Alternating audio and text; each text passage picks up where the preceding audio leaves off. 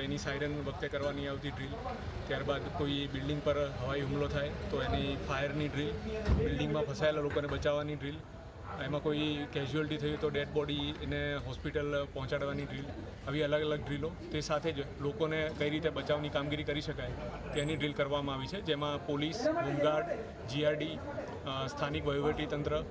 આરોગ્ય વિભાગ, ફાયર વિભાગ આ તમામની સાથે સંકલન કરીને તમામની ટીમો સાથે રહીને આ સમગ્ર ડ્રીલ, એની સાયરન વખતે કરવાની આવતી ડ્રીલ, ત્યારબાદ કોઈ બિલ્ડિંગ પર હવાઈ હુમલો થાય તો એની ફાયરની ડ્રીલ, બિલ્ડિંગમાં ફસાયેલા લોકોને બચાવવાની ડ્રીલ, એમાં કોઈ કેઝ્યુઅલ્ટી થયું તો ડેડ બોડી એને હોસ્પિટલ પહોંચાડવાની ડ્રીલ, આવી અલગ અલગ ડ્રીલો, તે સાથે જ લોકોને કઈ રીતે બચાવની કામગીરી કરી શકાય તેની ડ્રીલ કરવામાં આવી છે, જેમાં પોલીસ, હોમગાર્ડ, જીઆરડી,